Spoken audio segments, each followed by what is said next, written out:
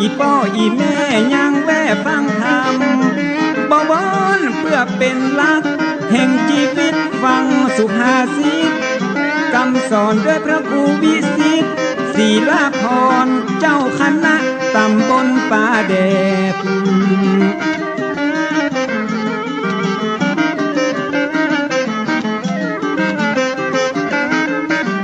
เจ้าอาวาสวัดบางสิงคำมาจะได้น้อมนำธรรมะ108ใกล้ตัวใกล้ตาล้อมแวดที่เฮาได้หันตึงวันปรมัตถ์สัทธรรมพระพุทธยังยุดโคตรโลกโมหันมาเตือนสติหูตันแล้วจะเบิกบานสดชื่น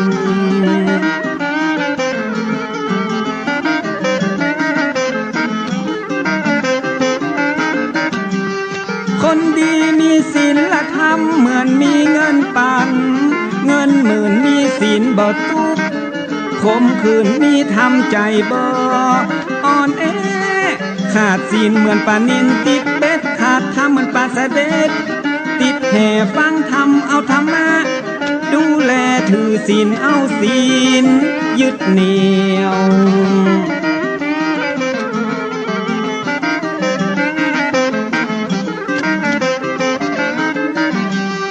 ถึงโลกนี้จะวุ่นวายจิตใจไปไหน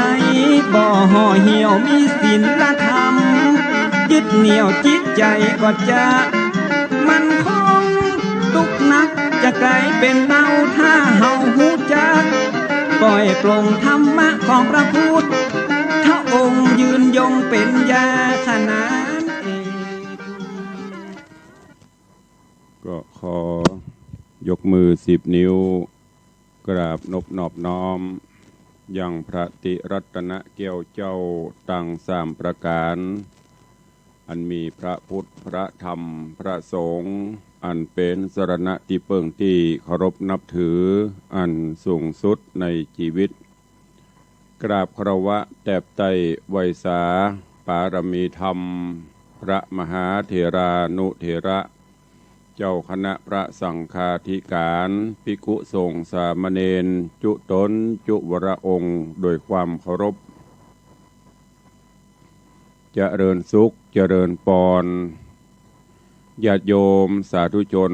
ถิ่นจองห้องวัดจุหนุ่มเท่าใจยิงก็ขอน้อมต้อนรับทุกท่านเข้าสู่รายการมรดกธรรมกำเมือง ทางสถานีวิทยุกระจายเสียงวัดฝ่ายหินตำบลสุเทพอำเภอเมืองจังหวัดเชียงใหม่สถานีวิทยุวัดหนองกายตำบลสันปัญญางอำเภอแม่แตงจังหวัดเชียงใหม่สถานีวิทยุ CM77 วิทยุอินเทอร์เน็ตล้านนาสถานีวิทยุพระพุทธศาสนาจังหวัดเชียงรายและสถานีวิทยุคลื่นพระพุทธศาสนาและจริยธรรม FM 96 เมกะเฮิรตซ์ทรจนวิทยุชุมชนเสียงต่ำสายออกกระจายข่าวตามวัดตามวาตามหมู่บ้านต่างๆพร้อมกันนี้ เจริญปอนสาธุชนญาติโยมที่ได้ติดตามรับฟังต่างสถานีวิทยุและกราบถวายการต้อนรับเจริญปอนต้อนรับครูบาอาจารย์ท่านเจ้าญาติโยมศรัทธา FC แฟนรายการที่ติดตามรับฟังกันอยู่ต่าง Facebook เฟซไลฟ์วันนี้ขอกราบถวายการต้อนรับอาจารย์ท่านเจ้าพระครูสถิตเจติยรักษ์กราบใบสาหลวงพ่อบอกว่าฟังธรรมวันละนิดจิตแจ่มใสสาธุครับก็กราบขอบพระคุณขอต้อนรับพี่หมอมัทนาอำพันธ์ก็กำลังเข้ามาชมวันนี้ ต่อสุมาเนื้อวันนี้ตะว่าฝนอ้อยไปปัดฝนกันหน่อยสาบวัดเข้ามาเสียงจะแหบกระแอมกระไอส่วนเจ้าก็ฉันน้ำอุ่นน้ำมะนาวไปจะนักละเสียงยังแหบอยู่ก็ขอสุมาอภัยตัวก็ขอให้วันนี้เป็นวันแห่งความสุขของทุกท่านเนอะตื่นเจ้ามาเรายังมีลมหายใจก็สู้กันต่อไปดิ้นรนกันต่อไปปฏิบัติกิจปฏิบัติภาระหน้าที่ของแต่ละท่านแต่ละคนกันต่อไป วันนี้อากาศยามเช้าก็จะเย็นๆหรือว่าร่มเย็นสดชื่นแจ่มใสหน่อยก็ช่วงนี้ฝนจะหนาแน่นบ่ายมาก็จะครึ้มฟ้าครึ้มฝนแต่วันนี้ก็คงจะหลายที่ฝนฟ้าตกลงมาวันนี้ก็คงจะมีอยู่เพราะถ้าเป็น10 เดือนเดียวนี่ก็ แห่งบกี่วันก็จะเข้าภาษาละแต่ว่านี้เป็น12 หน12 เตื้อหรือว่า82 หนก็ได้ก็ปุ่นจะไปเข้าภาษากับเดือนหน้าวันที่20ปลายก็วันนี้ญาติโยมทั้งหลายพายยังบ่ตื่นบ่ลุกมันยังจะก็ตื่นกันได้ลุกกันได้แล้วเนอะวันนี้ก็เป่งลึเป่งลึงละเจริญปอนเนอะคุณโยมชมจันทร์ชมจันทร์ซอนคำกำลังเข้ามาชมก็มาฟังกันในเรื่องของพระธรรมเทศนาก่อนเนาะแล้วก็เดี๋ยวตารายการเราก็ก้อยมามาจากันหน้าไมค์แล้วก็คอมเมนต์ต่าง Facebook ท่านที่เข้ามาชมมาฟังต่าง Facebook แล้วก็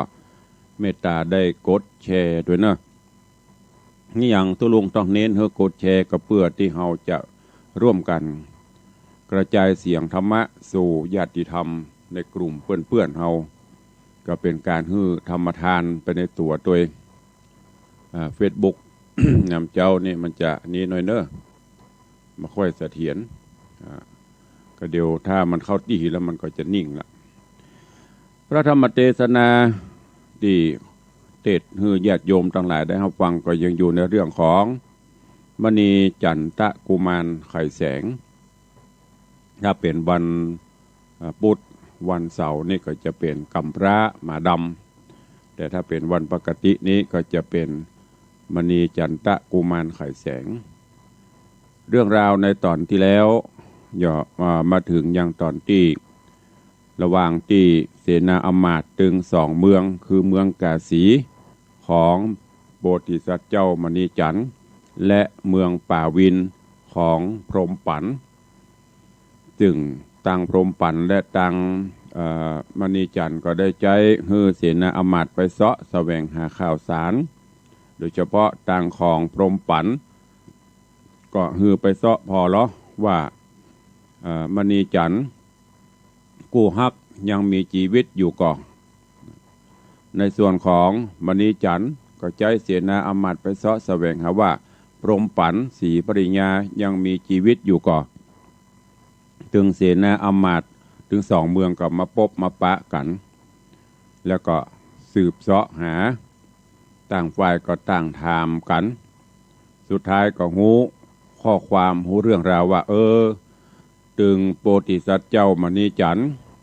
ตึงพรหมปันต่างก็ยังมีชีวิตอยู่และก็อยู่บ้านเมืองของภัยของมันนำความไปกราบทูลฮื้อ เจ้านายของภัยของมันในส่วนของมณีจันทร์นั้นเสนาอมาตย์ไปถึงเรียบร้อยแล้วไปกราบทูลฮื้อมณีจันทร์ได้รับทราบรับรู้เรียบร้อยแล้วแล้วก็กำลังตกแต่งตกปั่นรางวัลฮื้อแล้วก็กำลังจะเตรียมเสนาอมาตย์เพื่อจะมาขอคืนมาขอเอาพรหมปันที่เมืองป่าวินส่วนของพรหมปันตอนนี้เสนาอมาตย์ยังปิกมาบัดถึงเตื้อ พอปิกมาบัดถึงเตื้อทางฝ่ายป่อพญาโสมะอันเป็นป่อก็อินดูลูกเศร้าโศกเสียใจหยุดถึงวันเนี่ยจะได้ก็เลยตัดสินใจจะยกลูกฮือกับกาลิงกะลูกของเสนาอมาตย์ในเมืองในบ้านในเมืองกาสีน่ะแล้วก็ห้องลูกมามาจ๋าทางพรหมปั่นก็บอกว่าโอ้ป่อเหยยังบ่ค่อยได้ไผเตื้อเพราะว่ายังทำใจบ่ได้แล้วก็กลัวเปิ้นจะว่าฮื้อว่าผัวตายไปกาบ่ตายกาเป็นตายให้ดีจะได้บ่ฮู้ผู้ที่อยู่ในนี้ก็ค่อยเสวยสุขจะเลือกเอาแล้วต่างป่อก็ ได้ว่าต่างๆนานาและตอนที่แล้วมาถึงตัดที่นี่วันนี้ก็ฟังกันต่อว่าจะลงเอยกันจะใดพรหมปั่นจะตกลงกาหรือว่าป้อจะบังคับจะได้กาและก็ในส่วนของมณีจันทร์ตอนนี้กำลังอยู่ในระหว่างการเดินตังเพื่อจะมากราบมาทูลมาขอเรื่องราวจะเป็นจะได้เจิญญาติโยมเฮาเจ้าข้าท่านทั้งหลายเนอะได้ติดตามรับฟังยังพระธรรมเทศนาปืนเมืองเหนือในเรื่องมณีจันทะกุมารไข่แสงในตอนต่อไปณโอกาสบัดนี้ นะโมตัสสะภะคะวะโตอะระหะโตสัมมาสัมพุทธัสสะสัทธโวฟังลาโสตุจนะสัพปุริสะตังลายตั้งยิงและใจมวลหมู่ที่ได้ปากันอยู่ทาดาฟังยังรัศธรรมเทศนามณีจันทะกุมารไข่แสงลำดับแปลงมาแถมแล้วเราขอเชิญศรัทธาตั้งหลายหนุ่มเทาจุงตั้งใจเล่าทำทาดาฟังต่อไปปลายนานี้และนาเมื่อนั้นนาพร้อมปั่นนางก็มารำพันร้องรำหาไอ ขอใจซึ่งพระปิตาโสมราชาตนป้อก็บอกกึดใจพออินดูมากล่าวอู้ว่าอย่าเหลือกรรมกูป้อว่าผัวลูกลานางพรหมปันไผบ่หันบ่หูไผบ่ฟู่ไผบ่อู้ไผบ่คอสองคนนั้นน้องแห่งลูกช่วยกันสร้างผูกสัมพันธ์พี่น้องบ่หันสักผู้อย่าคัดกรรมฟู่กูนาแล้วพญาโสมราชก็ฮืออำมาตย์หมู่เสนาเร่งปากันมาเข้าเฝ้าตั้งเสนาเก้าเสนาปลายบ่าวต่างหลายก็ไปเป่าตามกรรมตันเต้าสั่งไข่มายามนั่นหมู่เสนาอำมาตย์ได้ยินกรรมประกาศขันขายเจิ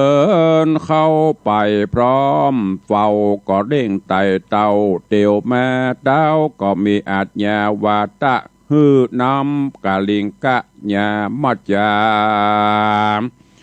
อันเป็นลูกมหาเสนามาเฝ้าตามอาจญาเจ้าโป่งปันเมื่อมาพร้อมกันในปราสาทอภิวาทไว้พญา นั่งในถาดนาที่ถูกส่วนกาลิงกะลูกของเสนาเต้าฮือเข้ามานั่งไกลแล้วพระเงาไทยจอมปารามกล่าวว่าดูราเสนาอำมาตย์สัพปุริสจาตคนดีบัดนี้เฮามีกรรมถามว่าลูกกับผัวลูกลานางพรหมปันถูกโจรฟันผ่ามั่งแม่นมันบ่ลังกวนตา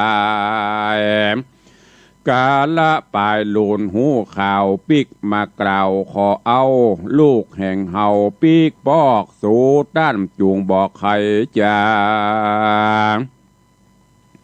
กวนเยสันใดจะว่าอันเสนาหมู่นั้นก็มาโจรพญาจิ้งไวสาตาราชข้าบ่อาจจักพิจารณาสันใดจะจากถูกต้องนักระเขตห้องเมืองเฮาตามปินเต่าแบบเบาแล้วแต่พระราชเจ้าจักยา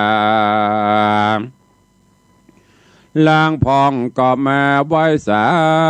กล่าวว่าข้าแด่เจ้าฟ้าจอมเมืองอันว่านางบุญเรืองนั้นเล่าเดิมแรกเก้าจากเมืองไปสู่แดนไกล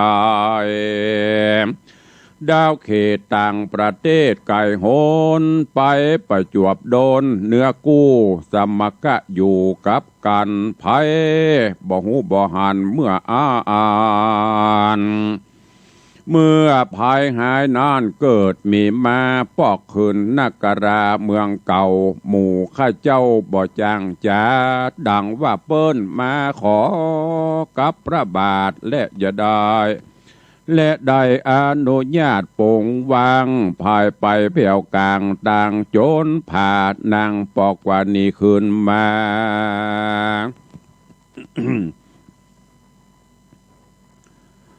ปลายลูนมานอนหนาเขาปลายลูนมานอนหนาเมื่อเขาเจ้ามาขอคืนเล่ากวนปันเพราะเป็นกู้กันอนุญาตส่วนมหาอำมาตย์เสนายิ่งกล่าวว่าดูราพี่น้องลองกึดรอดห้องเดิมอ่อนนางจากพระนครพระนาหมอตายว่าสันได้คืนอยู่ไปนางนาจีวิตจะขาดเมื่อมอน ถ้าออกจากนครเมืองใหญ่จักโบนโศกไม่เบียนขวีจำเรินดียิ่งเยาปันขวบเขาเป็นปางบ่ใจเฮือนางไปหากู้ตุกผู้หูเหมือนกันนางพรหมปันเกยสร้างมีมากกว่างเหลือตาจิงปิกคืนมาสู่ห้องดังรือเฮาพี่น้องตั้งหลายจักปันนางได้โดยง่ายข้าว่าพังให้บอกวนกระตามกาลิงกะฝั่งกำเขากล่าวและได้หันนางเต้าพรหมปันมีรูปโฉมนมพันสะอาดบอกวนโป่งสิทธิ์ขาดแก่ภายมันลักเปิงใจน้องลาจริงกล่าวว่าโดราหมู่เสนาอ้อมมาดดังคาคิดคาดเล็งหันบอกกวนโป่งปานนางหน้าไทยไผใครใดนางงามก็กวนเกิดสงครามเข็นคาโจรจ้างโจรมาแก่การเฮือได้หารฤทธิเดชแห่งเจ้าต่างเทศแดนไกลแม่นเขามีใจได้แป้ก็กวนปันแก่มันไปพี่ว่าบ่มีใจป้ายการก็บอกวนกึดอ่านโป่งปันมันกล่าวกำฉันนี่เล่าฮือพญาเจ้าและเสนาได้ฟังคำจาอันองอาจเพราะใจมันมาดหมายโจงใครได้อนงลูกเจ้าเป็นกู้เฝ้าแฝงคิงประการหนึ่งมันคะหนิ่งใจว่าปืนโลกลาสาโกนบ่มีผ่าพระโจรแป้บันได้เพราะมีเตจะใหญ่ฤทธิแห่ง กำลังกล้าแข็งองอาจไปโดยลวงอากาศกลางโหนบ่มีไผสักคนสู้ใดแย้มนั่นเสนาน้อยใหญ่อมจามที่ปากันมาน้อมเฝ้าพระราชเจ้าในวังได้ยินอย่างกำองอาจที่กะลิงกะอำมาตย์ไขจาดูบอกว่าอันใดนาสักสิ่งเขาก็จริงหันตามฮือรบสงครามต่อตาโจรจ้างโจรมาแข่งฤทธีจอมธานีโสมราชได้ยินกำอ้ำมาตตั้งมวลหันสมควรพร้อมนาพระเจ้าฟ้าก็มาเปิงใจ บ่มีคนใดหันเป็นอื่นโสมนัดจื่นหลายอันเพราะจักเอานางพรหมปันน้องนาฏฮือแก่กะลิงกะอมาตย์ผู้มีพญาจอมปาลาเต้ากึดหีว่าใจผู้นี้มีฤทธีกรรมลังดีเลือดแหล่ยอมจักแป้แก่ศัตรู สมควรกูมอบฮือนางนาฏไทยพรหมปันเป็นเมียแก่มันลางแล้วจักเป็นแก่นแก้วแห่งปาลาแล้วป่อพญาก็มากล่าวว่าดูกะราทุกทวนหน้าเสนากรรมที่ฟู่จากันแล้วก็ดีมัดแม่นมันเหลือใจบ่มีอันใดจักดีเต้าบัดนี้เสนาเก้าจูงฟังเฮาจักปันยังทิดานาฏแก่กะลิงกะอมาตย์ผู้ปุตตาแห่งต้านนั้นนาเป็นกู้ห่วมหักอยู่จมเจยเป็นลูกเคยเฮาราดตามกำมุ่งมาดไม่ใจเฮือสำเร็จในวันนี้เฮากึดที่หันโหนขาสองคนนี้เล่ามีไว้เต้าเสมอกันเครื่องตูนเข้าขวัญหือต้านกึดเสาะอ่านหามาเมื่อนั้นเสนาผู้เงาไว้พระบาทเจ้าว่าดีดีแล้วมันก็หนีไปสู่ในที่อยู่แห่งตนหาเครื่องมงคลหลายหลากพันดาลิกะมากเอามาพรันเปื้อตุนอย่างขวัญส่องเจ้าพร้อมแล้วเข้าในวังส่วนกาลิงกะฟังกรรมจะเอา ว่าจักฮือน้องเดานางพรหมปันเป็นเมียมันดังอันปานได้คืนจันตาวะดิ่งสายินดีนักหนาใจจ้าก็มามันกึดว่ากรรมพาธนาใครได้กันญาตินางนี้ก็บรรลุที่บัวระมวนเถิงที่กวนแก่กูเล่าจักใดสนุกกับน้องเนาพรหมปันเหมือนดังกูฝันแต่ว่าแล้วมันก็มีหน้ามีตาจื่นโจมนักหนาแต่เราส่วนนางน้องเนาพรหมปันมโนใจตันแต่หนอเมื่อได้ยินป้อกล่าวจาคายจักฮือนางไปแก่คนอื่นทุกร้อยหมื่นกังกาอกน้ำตาตกกลมนาบ่จังว่าใครจ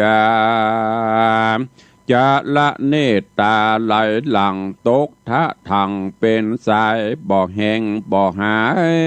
บ่เหือดแดงดังเลือดตานางตุกบ่จา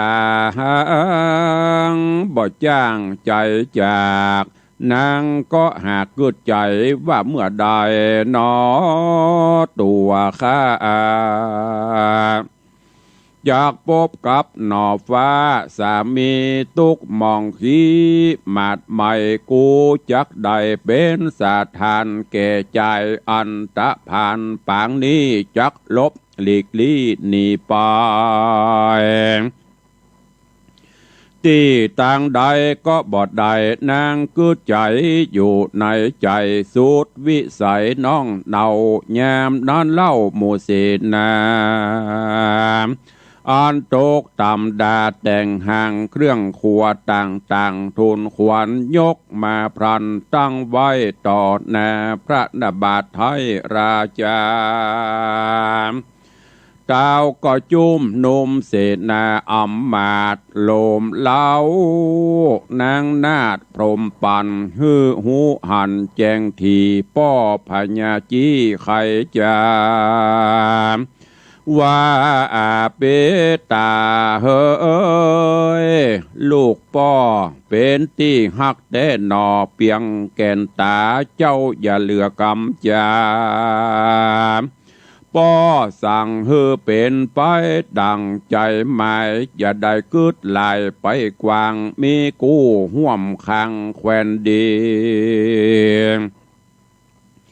จากเป็นสาลีไปนาแล้วเต้าภาพลาจะปิตาก็อาวาหางานแต่งถูกตามรีดแห่งโบราณ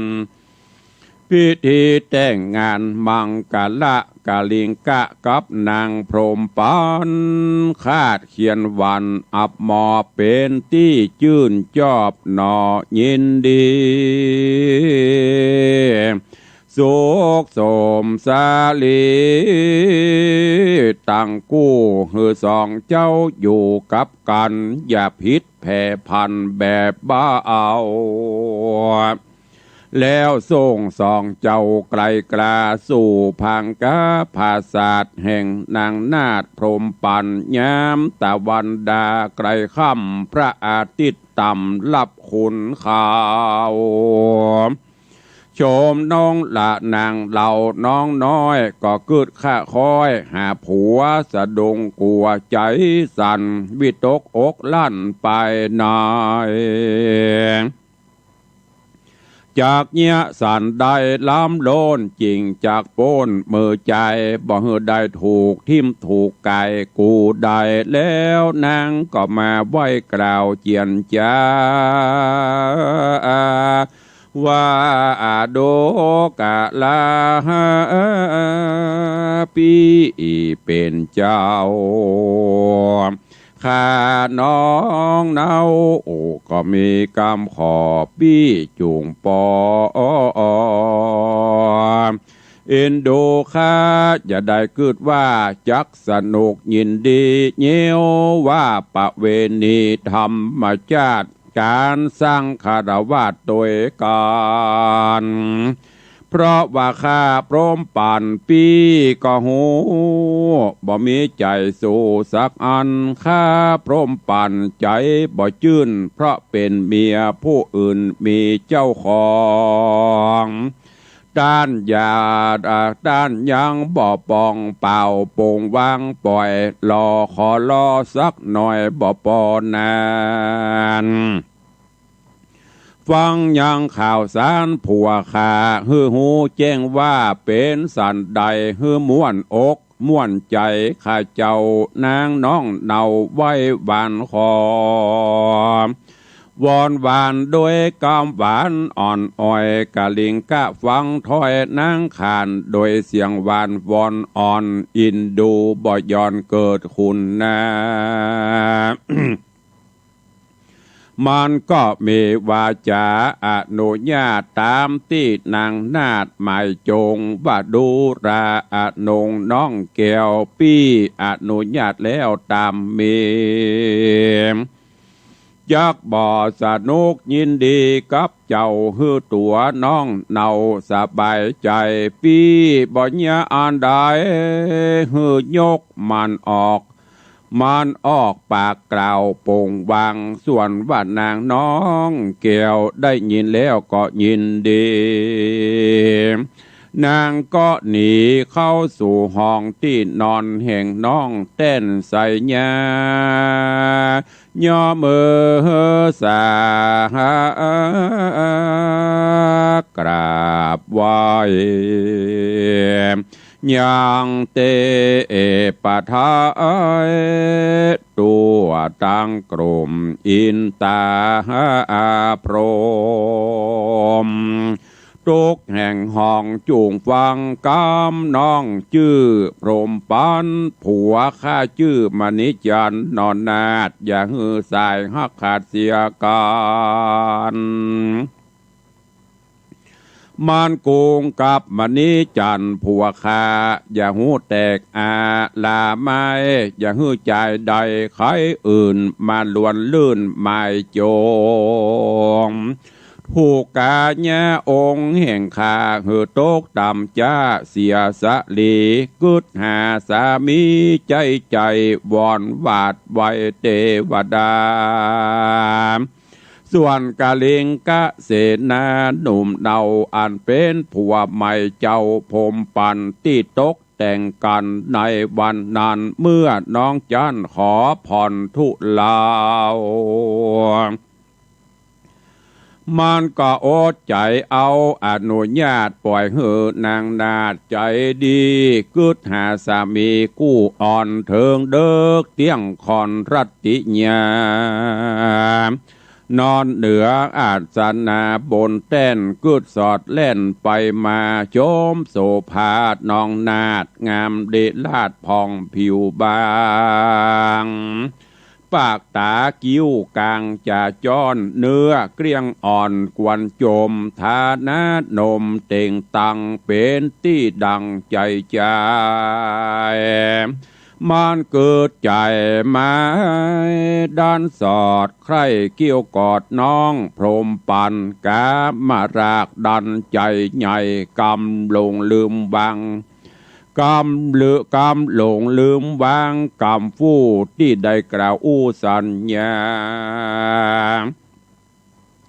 รีบลุกออกมาเตียวไตเข้าหาน้องไทยพรมปันนางสัตตาหันดังอันก็เกิดมโนสันใจวายจะถามไปว่าปีมาที่นี่เนี่ยสังกาลิงกะบอกฟังกำเจ้าหล่อเล่งเข้าไปหาหมายจะกอดกาญาน้องไทยก็เกิดความฮ้อนไม่ป่านไฟจักทิมต่ำตัดใดก็บ่ได้มอกยืนใกล้ก็ฮ้อนเหลือแห้งเหมือนเปลวไฟแดงดังเอาย้อนสัจจะน้องเนาพรมปันที่มีมั่นขันบอกกราดกับพระนอนนาถสามีกะเล่งกะป้ายหนีปีกปอกเล่งคืนออกมาปรันอายนางพรมปันแต่เล่าเร่งคืนบ้านเก่าเกหาโตนยามด้านหมู่คนตั้ง500อันนางน้องน้อยพรมปันใจเตียวพันสะสอดหาเจ้ายอดสามีเขาก็คืนสู่ธานีเมืองเก่าแย้มเจ้าปัจจุสมัยเขาก็พร้อมใจกันเข้าเฝ้านางน้องเนาพรมปานโดยสับปันบ่จ้านางนอนนานั่งพร้อมนาทูลสาเล่าเรื่องสามีกาแห่งเจ้าตั้งแต่เก้าถึงไปยังบ่ตายชีวิตขาดบอกให้นางนาถพรมปันหูทุกอันทุกสิ่งนางจอมมิ่งได้ฟังโสมนัสสั่งบังเกิดลายล้ำเลิศเหลือตาสลาบตัวกาญาจื่นยาวปานดังจากเต้าตนลงจอมอนงน้องเดาหายโศกเศร้าสับปันรางวัลบ่น้อยแก่หมู่500คนใจเข้าตั้งลาก็มาโจมจืนยกมือขึ้นกล่าวสักเสริญกุลเหลือเกินแห่งเจ้ามีโลนเล่าเหลือใจแล้วเขาก็ลาไป ลงไปขึ้นสู่อย่างที่อยู่แห่งตนก็มิงหันและนาเมื่อพรมปันหูข่าวเล่าเรื่องเต้าผัวควรที่คนเตียวพัน500ปิกมาเล่าถอยจ่าปันว่ามันนี่จันนอเต้าอยู่ดันดาวป่าอาราม ยังบอละนามวยมังใจนางสว่างกะเสมสีจริงไปหาสามีคนใหม่บอกเรื่องฮือตั้งพองว่าพระองค์ต้องผัวขิ้นอยู่ในถิ่นแดนใดแล้วก็เข้าไปในปราสาทแห่งปิตุราชมาตุโรงน้อมนบองค์กรมไว้พระบาทตั้งสองเล่าเรื่องตั้งพองฮือหูอันคนมาฟู้มาจา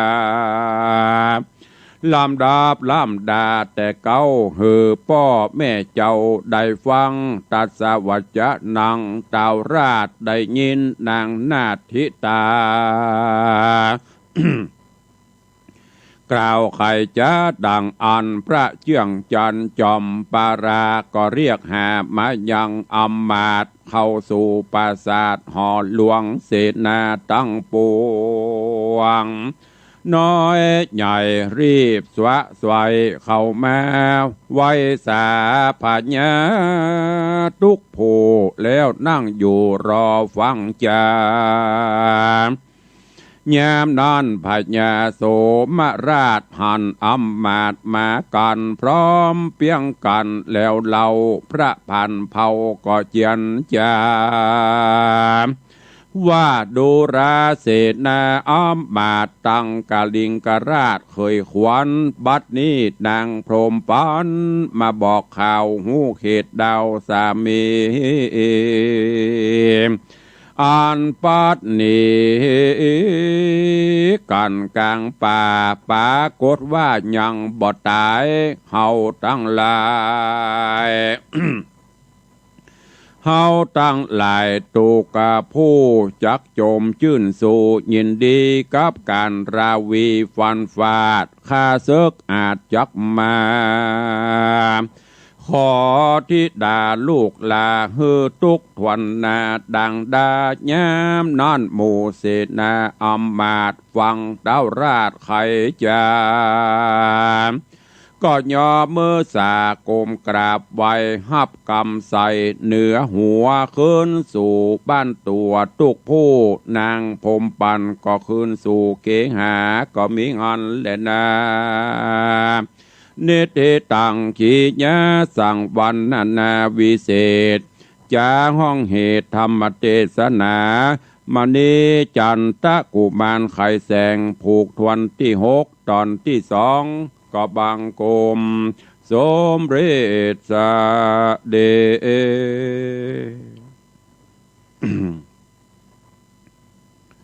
มณีจันทกุมารไข่แสงที่ได้น้อมนำมาเทศนาฮือญาติโยมทั้งหลายได้รับฟังจบไปแถมผูก1ผูกทวนที่6เรื่องราวในตอนนี้ทั้งพรหมปันทั้งมณีจันทร์ต่างก็โดยเฉพาะต่างมณีจันทร์หลังจากที่ได้ใจข้าทาสบริพารไปสืบเสาะแสวงหาว่าพรหมปันเมียฮักยังมีชีวิตอยู่ก่อส่วนต่างพรหมปันก็ใจเสนาอมาตย์ไปเสาะหาว่ามณีจันทร์สามีคู่ข้างมีชีวิตอยู่ก่อเสนาอมาตย์ทั้งสองไปปะกันในระหว่างกลางต่างตีสลาปูจากันสืบเสาะข่าวได้แล้วต่างกับปิกโดยเฉพาะต่างเสนาของมณีจันทร์ปิกไปถึงบ้านถึงจองไปบอกว่าแม่นางพรหมปันยังมีชีวิตอยู่เนอะตอนนี้ปิกไปอยู่บ้านอยู่เก่าที่เมืองป่าวินพญามณีจันทร์ก็ดีใจ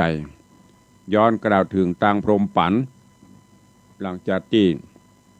เสนาอมาตย์ยังบ่ปิกมาเตื้อต่างป่อพญาโสมราจาก็บังคับให้แต่งงานกับกลิงกะอันเป็นลูกเสนาเนี่ยใดประจังเนี่ยเมื่อเป็นกรรมของป่อนางก็โอ้จะเนี่ยจะใดปฏิบัติกันไป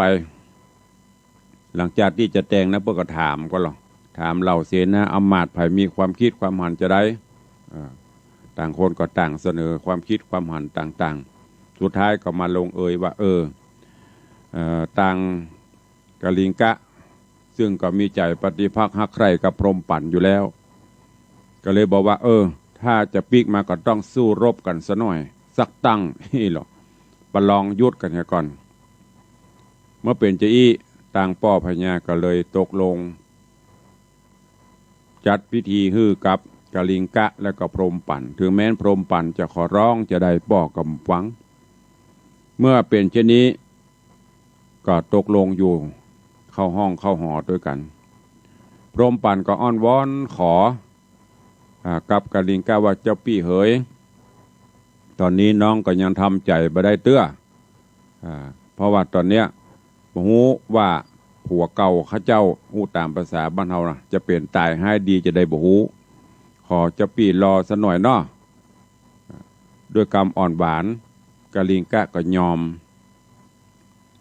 พอตกดึกขึ้นมาตางมณีจันทร์ก็เข้าไปนอนห้องบรรทมแห่งที่หนึ่งกะลิงกะก็อยู่แห่งที่หนึ่งเดิกมากะลิงกะก็เกิดความฮักตัณหาเข้าล่ะนึกถึงจินตนาการนางก็งามสวยลอยก็เลยอยากใช้ใครไปยุบไปกำเข้าไปหาสู่ห้องบรรทมของมณีจันทร์ซึ่งมณีจันทร์หลังจากที่เข้าไปสู่ห้องแล้วก็อ้อนวอนโดยบุญบารมี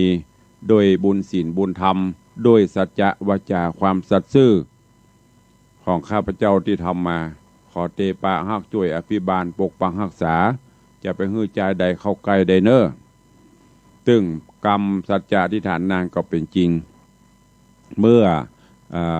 กะลิงกะเข้ามาใกล้ปรากฏว่าฮ้อนยุบก็บ่ได้กรรมก็บ่ได้เข้าใกล้ก็บ่ได้ฮ้อนบุดจำเป็นต้องฟังหนีออกไปแล้วก็ปิกไปบ้านตัวเก่าย้อนกล่าวถึงหลังจากนั้นมาเหล่าเสนาอำมาตย์ของพรหมปั่นปิกมาถึงบ้านถึงเมืองพอดีก็มากราบทูลว่าตอนนี้แม่นางตอนนี้มณีจันทร์ยังบ่เป็นอย่างเนอมณีจันทร์ยังมีชีวิตอยู่เมืองไหนจะได้เปิ้นบอกให้หมดพรหมปั่นก็ดีอกดีใจนำความนี้ไปบอกให้ป่อว่าตอนเนี้ยสามีกาของข้าเจ้ายังมีชีวิตอยู่เนอะกำลังจะมาขอเมื่อเป็นเจ้าอี้ป้อพญาโสมราชาก็เนี่ยจะได้ปรึกษาหารือกันตึงเหล่าเสนาอำมาตย์ว่าบัดเดี๋ยวเนี้ยผัวของนางยังบ่ตายเตื้อแล้วก็จะมาสู่มาขอก็คงจะต้องเกิดการสู้รบปรบมือกันเนอะดังที่ข้าได้บอกไว้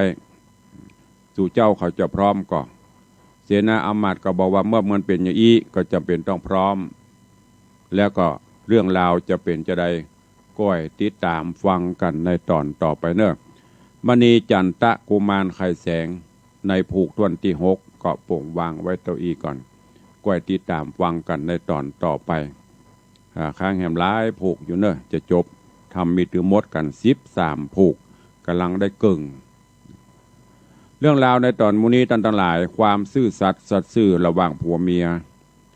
โดยเฉพาะทางมณีจันทร์โพธิสัตว์กับพรหมปั่นเพิ่นอยู่ตัวกันเพิ่นมีความซื่อสัตย์ต่อกันมีความฮักต่อกันบ่นอกอกบ่นอกใจถึงแม้นปัดพรากจากกันไปจะใดถึงสองก็ยังฮักถึงสองก็ยังปฏิภักษ์ฮักใคร่กันอยู่โดยสัจจะวาจาผัวซื่อสัตย์ต่อเมีย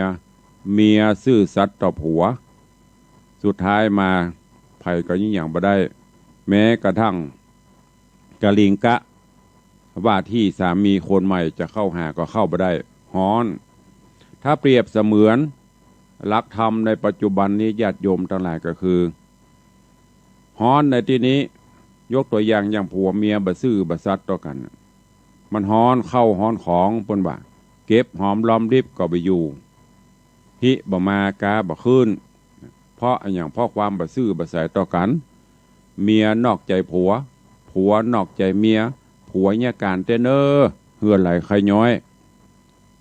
เอาสตุ้งสตางค์มาฮือเก็บเมียอยู่ตามบ้านเอาไปเล่นเหียเอาไปซื้ออย่างอื่นเหียโดยที่ผัวก็บ่ฮู้หรือบ้าน ผัวนอกใจเมียไปต่างนอกต่างปังได้เงินได้คำมาไปบำรุงบำเรอเห็นหมดสุดท้ายมาก็หายนะมาสู่เพราะฉะนั้นเมื่อมีความซื่อสัตย์ต่อกันเนอะอยู่ด้วยกันผัวซื่อต่อเมียเมียซื่อต่อผัวอย่างคำโบราณเปิ้นว่าเมียบ่นับถือผัวเงินคำของเต้าหัวก็เสี่ยงผัวบ่นับถือเมียเงินคำเต็มเมียก็เสี่ยงเนี่ยถ้าเอาบ่ซื่อบ่สัตย์ต่อกันนะนั่นฝากไว้กับญาติโยมทั้งหลายเนอะนำไปคิดพิจารณาก้อยติดตามฟังไปโอ้เจริญปอนต้อนรับเนอะยมปีมายุเรศยมปีเข้ามารับชมคือเติ้งหาแม่อุ้ยมอนนำปีเนาะแม่อุ้ยมอนคำปันมียูนิโอฟังอันนี้เป็น FC แฟนรายการวันนี้ยมปีมาแตนเนอะฟังทำเมืองตัวเจริญสุขเจริญปอนยามเจ้าเนอะยมปีมายุเรศก็เป็นโยมอุปถัมภ์วัดแห่งท่านหนึ่งเหมือนกันวันนี้เป็นหน้าบุญโยมปีได้เข้ามาฟังทำพื้นเมืองได้รับสาระยามเจ้าเจริญปอนต้อนรับโยมแม่อุ้ยน้องแฮกเกอร์กราบนมัสการเจ้าธรรมพระครูสาธุยามเจ้าเจริญปอนโยมแม่สีนวลหินเขียวเนอะหลายท่านหลายคนเข้ามาก็ขออนุโมทนาแล้วก็ทางวิทยุก็หลายท่านหลายคนที่กำลังฟังอยู่วันนี้เหลือเวลาแถมน้อยก่อนที่เราจะเปิดหน้าไมค์ได้ได้จ่ากันนั่นก็ขออนุโมทนาบุญขอบคุณกับญาติโยมเนอะที่ได้ร่วมโมทนาบุญในการบูรณะปฏิสังขรณ์ปิดทองหลวงพ่อพระเจ้าตันใจครูบาเจ้าศรีวิจัยหลวงพ่อสดพระหลวงพ่อสมเด็จพุทธจารย์โตและหลวงปู่ทวด พร้อมกับบูรณะปฏิสังขรณ์พระธาตุเจ้าเจดีย์เนอะฝากบุญประตังยมปีมายุเลศด้วยเนอะมีโอกาสก็มาสร้างบุญด้วยกันตอนนี้ทางวัดบูรณะหุ้มทองจังโกพระธาตุเจ้าเจดีย์แล้วก็จะสร้างยอดฉัตรเจดีย์โดยทองคำยอดฉัตรเจดีย์องค์ใหญ่จะได้ก็สุดแล้วแต่เนอะขอบคุณอนุโมทนาบุญกับโยมรัชนีอินทกุลเนอะโยมรัชนีอินทกุลบ้านตากระดาษเข้ามาร่วมโมทนาบุญถวาขอบคุณอนุโมทนาบุญกับท่านพันตรีสุพันธ์คุณนายนัทยาเดินเมืองร้อยตรีวิโรธคุณนายนัชชานันโชติธนาพิรักษ์อันนี้เป็นมาด้วยกันท่านนายกเทศมนตรีเมืองต้นเปาเจ้าของโรงงานก๋วยเตี๋ยวเส้นทิพย์ตะวาได้นำเข้าไรเบอรี่น้ำแล้วก็เส้นก๋วยเตี๋ยวเส้นทิพย์มาถวายด้วยก็ขอบคุณอนุโมทนาบุญกับโยมอุไรยอดแก้วน่านเนอะแล้วก็คุณโยมพงศักดิ์ยอดแก้วน่านอันนี้ก็อยู่บ้านฟ้าห่ามตากระดาษฟ้าห่ามขอบคุณกับนางสาวเบญจมาศคำปะละขออนุโมทนาบุญกับโยมสุพจน์โยมไพฑูรย์กวิละอันนี้แฮปปี้เบิร์ธเดย์ย้อนหลังวันเกิดตุลุงได้มาก็เลยมาฝากกำเป็นยังพร้อมเมื่อใดก็ได้เนอะมาเมื่อใดก็ได้ขอบคุณกับครอบครัวคุณโยมบุญยงอินชัยฟ้าห่ามตากระดาษฟ้าห่ามร่วมโมทนาบุญตัวแล้วก็ขอบคุณกับคุณโยมแม่แสงปนบุญใหญ่โยมพิมพ์บุญใหญ่โยมพลอยบุญใหญ่นี่ก็เป็นโยมอุปถัมภ์วัดแห่งท่านหนึ่งได้บริจาคทองคำทองรูปพรรณน้ำหนัก1 บาทเพื่อสมทบในการสร้างยอดเจดีย์ยอดชัดเจดีย์ทองคำเพื่อประดิษฐานที่บนพระธาตุเจ้าเจดีย์ของวัดวังสิงห์คำเนอะขอบคุณอนุโมทนาบุญตัวขอบคุณกับป้าหมอวงสว่างแม่หมอพิมพันธ์การจนกมลคลินิกหมอบงสันประคอยก็ร่วมเป็นเจ้าภาพบูรณะปิดทองยอดชัด1 องค์8,000 บาทแล้วก็ถวายส่วนตัวตุลุงแหมปันเป็น9 ปันตุลุงก็เอาใส่ให้หมดนะขอบคุณตัวขอบคุณกับโยมพ่ออาจารย์บุญมาแม่ตูนแก้วทาคำแปงก็ร่วมโมทนาบุญยอดชัด หรือว่าเป็นเจ้าภาพปิดทองยอดชัด1 องค์ 8,000 บาทอนุโมทนาบุญกับโยมแม่ปราณีพยัคฆ์ไคหพลบ้านหนองแต้นสันปะตองเป็นเจ้าภาพยอดชัด1 องค์แล้วก็ร่วมสมทบในการซื้อทองแห่ม 3,000 บาทขอบคุณโยมแม่จันดีวิสุทธินันท์เจดีย์แม่ครัวร่วมเป็นเจ้าภาพปิดทองยอดชัด1 องค์แล้วก็ร่วมซื้อทองคำแห่ม 5,000 บาทนอกจากนั้นก็ขออนุโมทนาบุญขอบคุณกับโยมป้อสุธรรมแม่โสมศรีฟองเปงบ้านต้นลุงบ้านจางแม่แตงร่วมเป็นเจ้าภาพปิดทองยอดชัด1 องค์ขอบคุณอนุโมทนาบุญด้วยเนอะแล้วก็มีโยมพี่ไอประเสริฐโยมพี่วรรณาชำริดบ้านวังสิงคำเป็นเจ้าภาพปิดทองซ่อมแซมปิดทองยอดชัด1 องค์ก็มีโยมแม่ดาหวันคำวังพร้อมลูกหลานครอบครัวเป็นเจ้าภาพปิดทองยอดชัดแถม1 องค์เหลืออยู่2 องค์2 ยอดท่านผู้ใดจะร่วมเป็นเจ้าภาพเนอะจอละ 8,000 บาทนี่ก็ขอบคุณตัวเอาละท้ายรายการ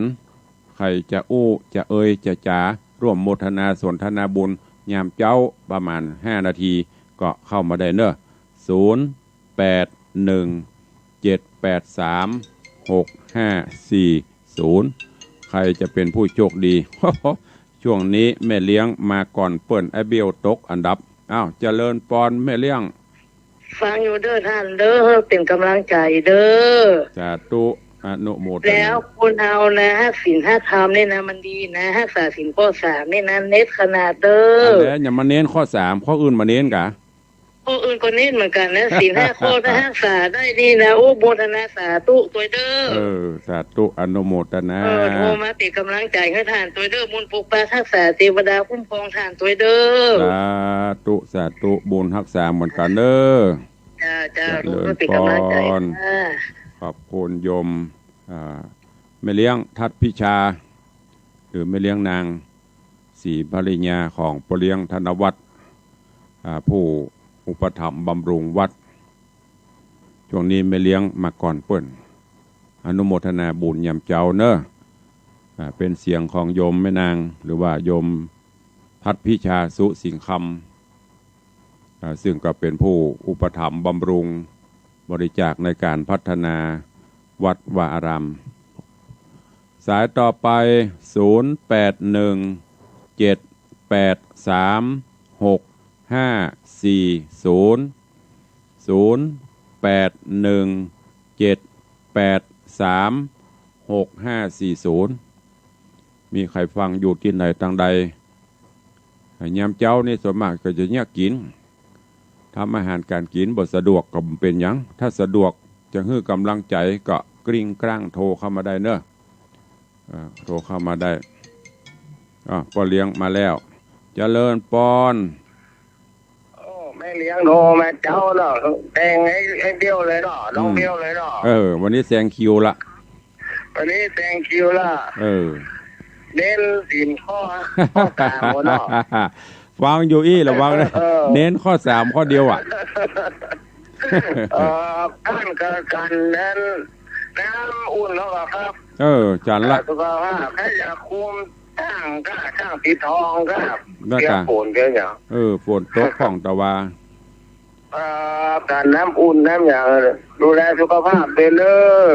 สาธุให้อย่างไรก็ไปตรวจหมอยเป็นยังการอย่างก็กำลังใจญาติธรรมเข้ามาปะโตหายหมดล่ะครับที่ทำแล้วถึงสู้ตลอดเนาะสาธุเนอบุญรักษาเอาบุญกินเนาะ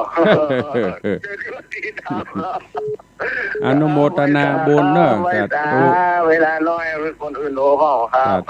สาธุอนุโมทนาเจริญปอนมาแล้ววันนี้มาพร้อมทีมอันนี้ก็ตั้งใต้เสือใต้กำลังเข้ากัน ได้ยินนั้นเสียงแม่เลี้ยงนี่ชื่นใจเฮ้ย ว่าเน้นศีลด้วยนะเน้นข้อ3นะ เป็นละ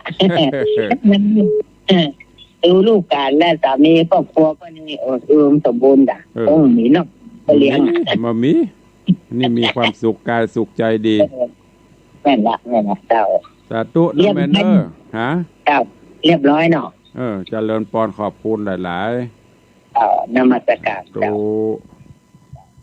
สิงห์เหนือไปแล้วเอาเสือใต้ว่าจะได้ จ้าวันนี้ได้ฟังป้าเลี้ยงแม่เลี้ยง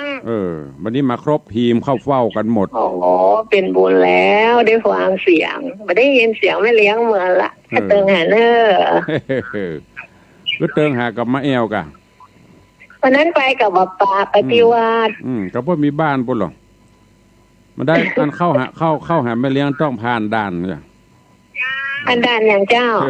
โมด่านหน้าบ้าน อันดานป้าเลี้ยงก่อนเนาะ หน้าบ้านปุ่นมีด่าน เจ้า สาธุอนุโมทนาเด้อบุญรักษา เจ้าถวายกำลังใจสาธุ ก่อนวันนี้ครบทีม สิงห์เหนือเสือใต้ชายกลางสุจาดามาพร้อมมดวันนี้ก็เวลามดเวลาพอดีเนาะขอนำรายการจากญาติโยมไปก่อนเด้อเข้ามาเดี๋ยวสุดท้ายเจริญปอนโยมตู่ขอบคุณอนุโมทนาเนอะวันนี้ก็ขอคุณแก้วเจ้าทั้ง3ประการปกห่มทุกท่านอยู่ดีมีสุขเหมือนกันจุตนจุองค์จุผู้จุคนจัตตาโรธรรมาวัตันติอายุวันโนสุขังพระลัง